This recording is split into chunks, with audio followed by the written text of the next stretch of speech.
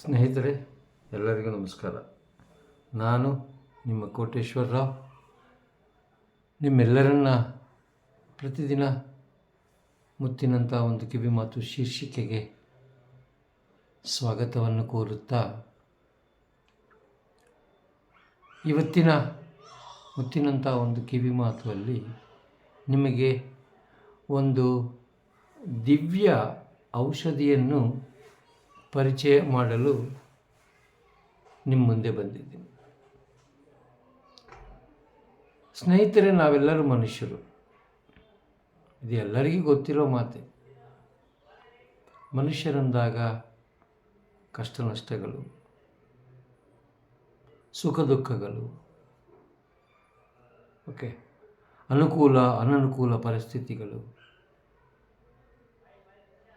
ಈ ಥರ ಹಲವಾರು ಸಿಚುವೇಶನ್ಸು, ಹಲವಾರು ಸಂಘಟನೆಗಳು ನಮ್ಮ ಜೀವಾವಧಿಯಲ್ಲಿ ನಾವು ಕಾಣಿಸ್ಕೊಳ್ತಾ ಇರ್ತೀವಿ. ಒಮ್ಮೆ ಎಲ್ಲ ಚೆನ್ನಾಗಿರುತ್ತೆ, ಒಮ್ಮೆ ಇದ್ದಕ್ಕಿದ್ದಂಗೆ ಎಲ್ಲವೂ ಉಲ್ಟಾ ಪುಲ್ಟಾ ಆಗುತ್ತೆ. ಒಮ್ಮೆ ನಾವು ಅಂದ್ಕೊಂಡಿದ್ದಂಗೆ ಆಗುತ್ತೆ, ಒಮ್ಮೆ ನಾವು ಅಂದ್ಕೊಂಡಿದ್ದಕ್ಕೆ ವಿರುದ್ಧವಾಗಿ ನಡೀತಾ ಇರ್ತದೆ. ಇವೆಲ್ಲ ಸಿಚುವೇಶನ್ಸನ್ನ ಪ್ರತಿಯೊಬ್ಬ ಮನುಷ್ಯನು ತನ್ನ ಜೀವಾವಧಿಯಲ್ಲಿ, ತನ್ನ ಜೀವನ ಕಾಲದಲ್ಲಿ ನೋಡಿರ್ತಾನೆ. ಇಂಥ ಒಂದು ಸಮಯದಲ್ಲಿ, ಇಂಥ ಒಂದು ಸಂದರ್ಭದಲ್ಲಿ, ಇಂಥ ಒಂದು ವಿಷಯಗಳನ್ನು ಮನುಷ್ಯ ಫೇಸ್ ಮಾಡಿದ್ದಾಗ ಒಂದು ಸಲ ಹಿಗ್ತಾನೆ, ಇನ್ನೊಂದು ಸಲ ಕುಗ್ಗೋಗ್ತಾನೆ. ಈ ಎರಡೂ ಒಳ್ಳೆಯದಲ್ಲ, ಈ ಎರಡೂ ಸರಿಯಾದ ಮಾರ್ಗ ಅಲ್ಲ.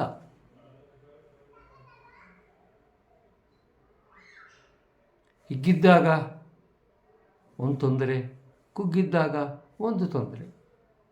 ಯಾಕಂದರೆ ಸಮಯ ನೋಡಿ ಯಾವತ್ತೂ ಒಂದೇ ಥರ ಇರೋದಿಲ್ಲ. ಸಾಯಂಕಾಲ ತಣ್ಣಗಿರುತ್ತೆ ಅಂತೇಳಿ ಇಡೀ ದಿನ ಸಾಯಂಕಾಲ ಆಗಿರುತ್ತೆ, ಬದಲಾಗ್ತಾ ಇರುತ್ತೆ. ನಾವು ಯಾವುದೇ ಸಮಯ, ಯಾವುದೇ ಸಂದರ್ಭ, ಯಾವುದೇ ವಿಷಯ, ಯಾವುದೇ ಕಾಲ, ಯಾವುದಕ್ಕೂ ಚಲಿಸದೆ ಸಮಯಕ್ಕೆ ತಕ್ಕಂಗೆ ಕಾಲದ ಜೊತೆ ಜೀವಿಸಬೇಕು, ಅಚಂಚಲವಾದ ಮನೋಸ್ಥಿತಿಯಿಂದ.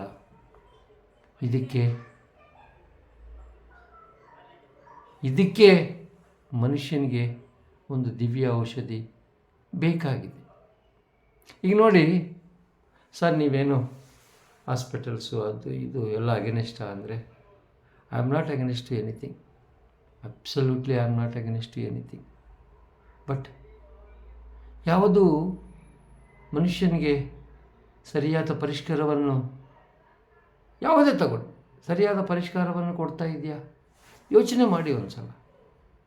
ಬಟ್ ನನ್ನ ಅನುಭವದ ಪ್ರಕಾರ ಬುದ್ಧ ಪ್ರಬೋಧಿತ, ಪತ್ರಿಜಿ ಪ್ರಚಲಿತ ಆನಾಪಾನಸತಿ ಒಂದು ಸಾಧನಾ ಮಾರ್ಗ ಅನ್ನೋದು ಒಂದು ದಿವ್ಯ ಔಷಧಿ ಆಗಿರುತ್ತೆ. ಮನುಷ್ಯನ ಜೀವನದಲ್ಲಿ ಒಬ್ಬ ಮನುಷ್ಯ ಕಾಣತಕ್ಕಂಥ ದಿವ್ಯ ಔಷಧಿ ಏನಪ್ಪ ಅಂದರೆ ಆನಾಪಾನಸತಿ ಸಾಧನಾ ಮಾರ್ಗ.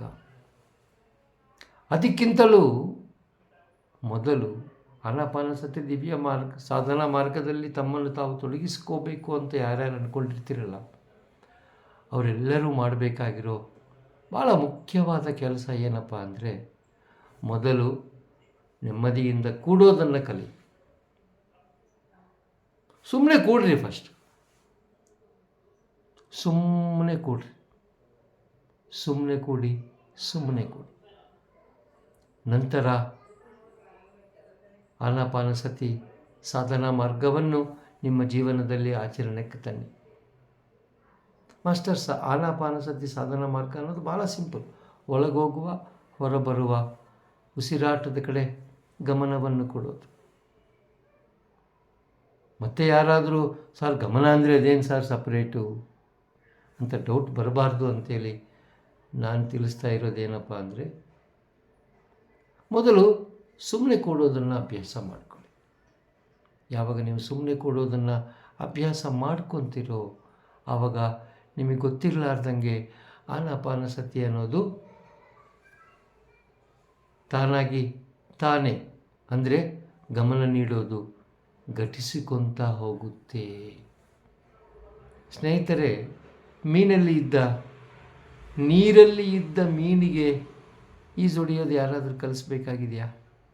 ಅದೇ ಥರ ನೀವು ಮೊದಲು ಸುಮ್ಮನೆ ಕೂಡೋದನ್ನು ಅಭ್ಯಾಸ ಮಾಡಿಕೊಡಿ. ನಂತರ ಆನಾಪಾನಸತಿ ಅನ್ನೋದು ತಾನಾಗಿ ತಾನೇ ಅಭ್ಯಾಸ ಆಗುತ್ತೆ. ಧ್ಯಾನ ಅನ್ನೋದು ಘಟಿಸಿಕೊಳ್ತಾ ಹೋಗುತ್ತೆ. ಗೊತ್ತಾಯ್ತಲ್ಲ? ಆನಾಪಾನಸತಿ ಅನ್ನೋದು ದಿವ್ಯ ಸಾಧನ ಮಾರ್ಗ. ನೆನಪಿಟ್ಕೊಳ್ಳಿ, ಆನಾಪಾನಸತಿ ಅನ್ನೋದು ದಿವ್ಯ ಸಾಧನ ಮಾರ್ಗ. ಇನ್ನು ನಿಮಗೆ ಪ್ರಾಕ್ಟಿಕಲ್ ಆಗಿ ಈ ಆನಾಪಾನಸತಿ ದಿವ್ಯ ಸಾಧನ ಮಾರ್ಗವನ್ನು ಕುರಿತು ಹೆಚ್ಚಿನ ಮಾಹಿತಿ ಬೇಕು ಅಂದರೆ GB foundations new age spiritual movement ಹಮ್ಮಿಕೊಳ್ತಾ ಇರುವಂಥ ಆಧ್ಯಾತ್ಮಿಕ ಅವಗಾಹನ ಶಿಬಿರಗಳಲ್ಲಿ ಭಾಗವಹಿಸಿ ಮುಂದಿನ ತಿಂಗಳು ಅಂದರೆ ಏಪ್ರಿಲ್ 3ನೇ ತಾರೀಕಿಂದ 6ನೇ ತಾರೀಕುವರೆಗೂ ಆಧ್ಯಾತ್ಮಿಕ ಅವಗಾಹನ ಶಿಬಿರ ಇದೆ. ಆ ಶಿಬಿರದಲ್ಲಿ ಭಾಗವಹಿಸಿ ಈ ದಿವ್ಯ ಔಷಧಿಯನ್ನು ಕುರಿತು ಸಂಪೂರ್ಣ ಹಾಗೂ ಸಮಗ್ರ ಮಾಹಿತಿಯನ್ನು